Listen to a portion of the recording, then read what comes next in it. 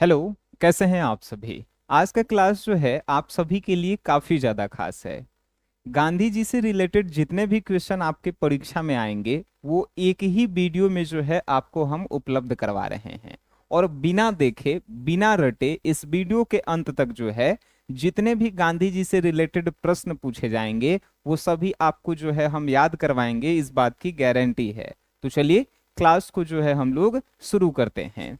तो सबसे पहले जो है गांधी जी से प्रश्न जो है उनके पृष्ठभूमि से रिलेटेड पूछा जाता है। पृष्ठभूमि से रिलेटेड कहने का मतलब कि उनके जो है बारे में आपको बताना है। जैसे पूछा जाए कि गांधी जी का जो है जन्म कब हुआ, तो गांधी जी का जन्म जो है 2 अक्टूबर 1869 को जो है गुजरात के पोरबंदर में हुआ था। ठीक है। अब जो है पूछा प्रश्न आपसे कि गांधी जी के जो है माता जी का नाम क्या है, तो गांधी जी के माता जी का नाम जो है पुतलीबाई और गांधी जी के पिताजी का क्या नाम है, तो करमचंद गांधी। गांधी जी के पिताजी पेशे से वकील थे। अब गांधी जी की पत्नी का नाम है कस्तूरबा गांधी। गांधी जी का पत्नी का नाम जो है कस्तूरबा गांधी और गांधी जी की शादी जो है 13 वर्ष की अवस्था में जो है कस्तूरबा गांधी से जो है हुई थी। ठीक है। गांधी जी के जो है 4 बच्चे भी हुए, आपको पता ही होगा। और गांधी जी जो है एक बेटी को जो है क्या गोद भी लिए थे, ये भी आपको पता होना चाहिए। ठीक है। अब जो है गांधी जी की जो है शिक्षा कहाँ से हुई, तो गांधी जी जो है शादी करने के बाद जो है बैरिस्ट्री की पढ़ाई के लिए जो है वो इंग्लैंड गए थे। कब गए थे? बैरिस्ट्री की पढ़ाई के लिए जो है वो इंग्लैंड गए और इंग्लैंड से जो है वो पढ़ाई करके जो है वापस आए। जब इंग्लैंड से पढ़ाई करके वापस आए तो उन्हें जो है 1893 में, क्या बोले, 1893 में, याद रखिएगा। अभी तक यहां तक आपका कंप्लीट है कि जन्म कब हुआ, माता जी का नाम क्या, पिताजी का नाम क्या, पत्नी का नाम, कितने वर्ष में जो है उनकी शादी हुई, कितने बच्चे हुए, इतना कंप्लीट है। तो अब जो है गांधी जी की शिक्षा की बात करें तो बैरिस्ट्री की पढ़ाई के लिए यानी कि वकालत की पढ़ाई करने के लिए, वकील की पढ़ाई करने के लिए इंग्लैंड गए थे और इंग्लैंड से वापस आए। तो वापस आए तो 1893 में जो है 1893 में एगो केस लड़ने के लिए जो है दक्षिण अफ्रीका जो है इन्हें जाना पड़ता है। ठीक है। एक व्यक्ति के आग्रह पर जो है केस लड़ने के लिए 1893 में जो है इन्हें कहाँ जाना पड़ता है, दक्षिण अफ्रीका।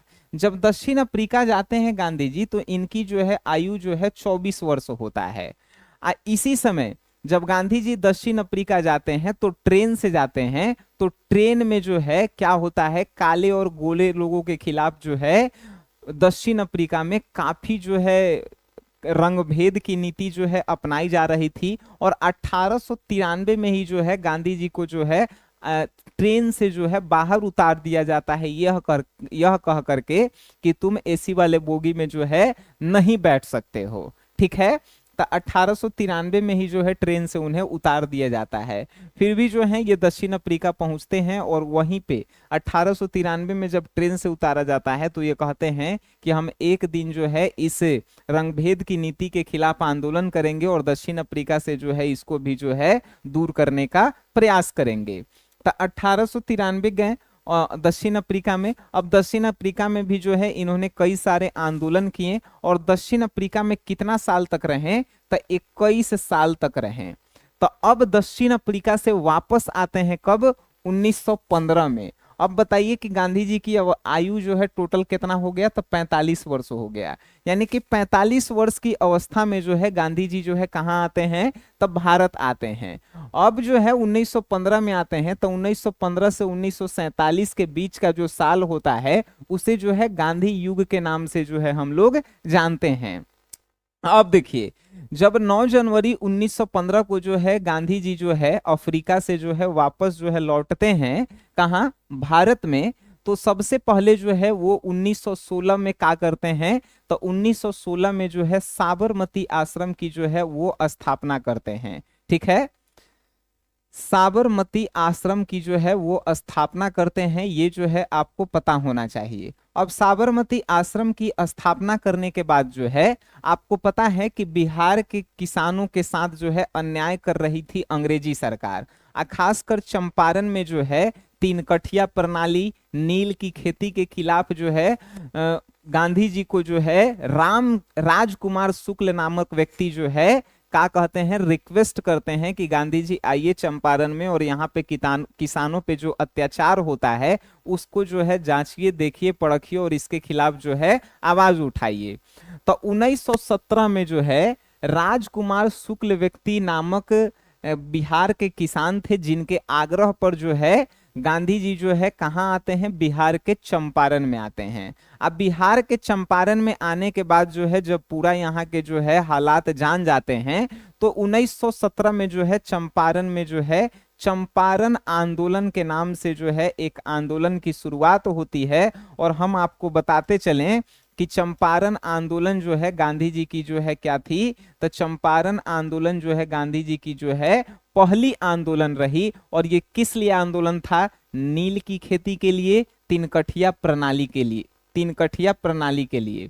अब तीन कठिया प्रणाली क्या होता है, 20 कट्ठा जमीन में जो है 3 कट्ठा जो है आपको नील की खेती करना था। मतलब फिक्स था, अंग्रेजों का जो है डायरेक्ट शासन था कि अगर आप खेती कर रहे हैं 20 कट्ठा में तो 3 कट्ठा में जो है आपको नील बोना ही है।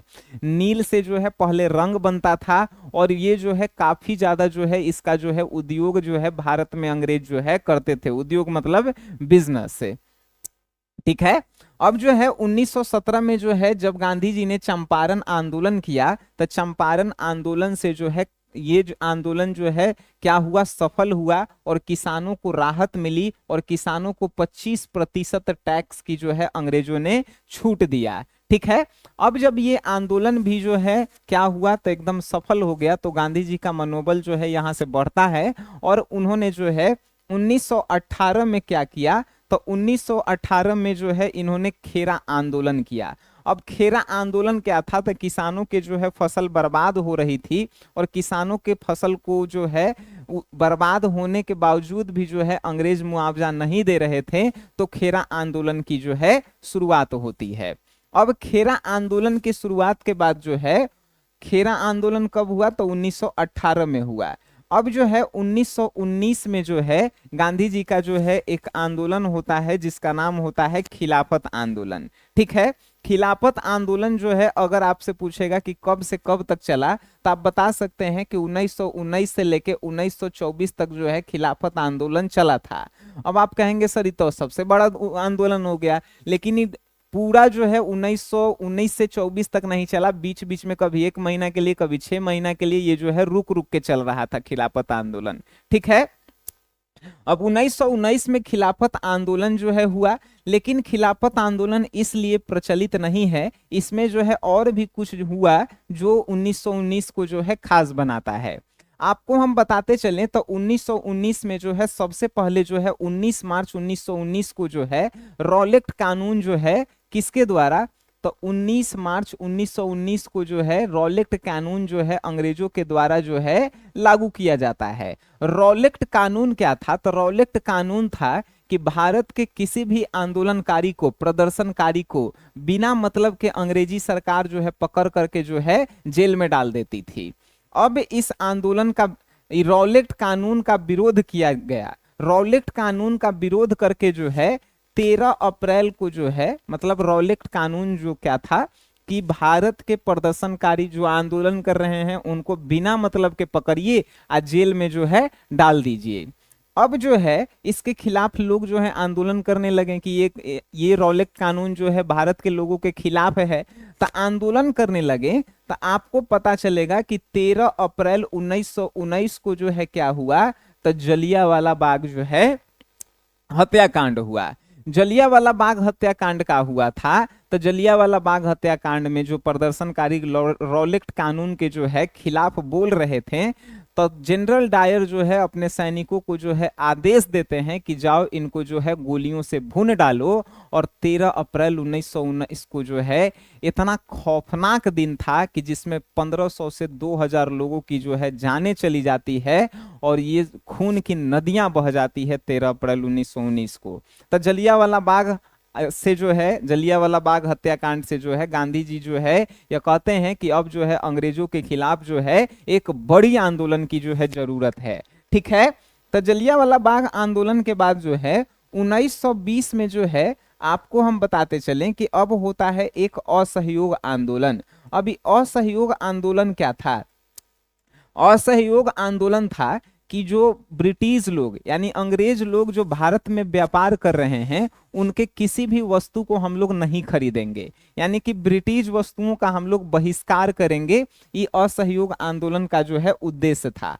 असहयोग आंदोलन 1920 से जो है 22 के बीच में चला।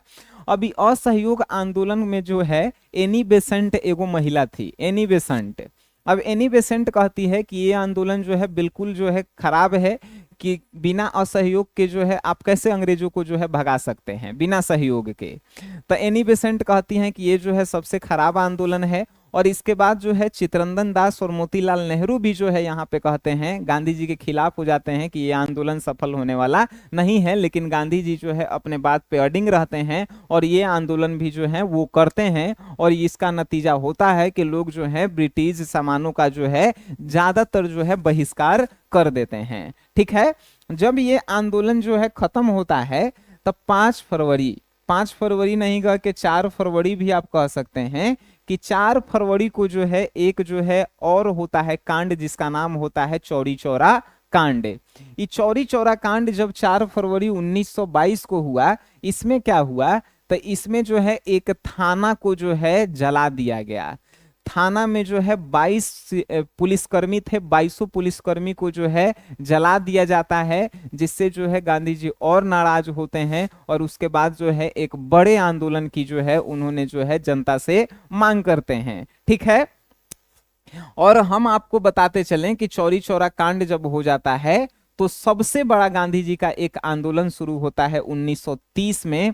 1930 से जो है 1934 तक ये आंदोलन चलता है। अब कहेंगे सर 1919 से 24 से ये तो 5 साल के था, ये 4 साल के था, तो ये सबसे बड़ा आंदोलन कैसे हुआ? तो ये बीच बीच में रुक के चला, लेकिन ये लगातार 1930 से 34 के बीच चलते रहा। इसका नाम था सविनय अवज्ञा आंदोलन। सविनय अवज्ञा आंदोलन जो है 1930 से जो है 34 के बीच तक चला। और इस आंदोलन को जो है, इस आंदोलन में जो है क्या काम था? तक नमक कानून को तोड़ना, यानी कि डांडी मार्च आपसे पूछेगा कि कब हुआ था, तो डांडी मार्च 1930 में ही हुआ था। 12 मार्च 1930 को जो है इसकी शुरुआत हुई थी। 6 अप्रैल 1930 को जो है समुद्र के किनारे पहुंच करके समुद्र के पानी से नमक बना करके नमक कानून का जो है गांधी जी बहिष्कार करते हैं। ठीक है, तो सविनय अवज्ञा आंदोलन 1930 से 34 तक चला और इसमें ही जो है दांडी मार्च हुआ और नमक कानून को जो है तोड़ा गया। अब जो है इस आंदोलन के बाद जो है गांधी जी का जो है आखिरी आंदोलन होता है भारत छोड़ो आंदोलन। अब भारत छोड़ो आंदोलन जो है किस लिए था?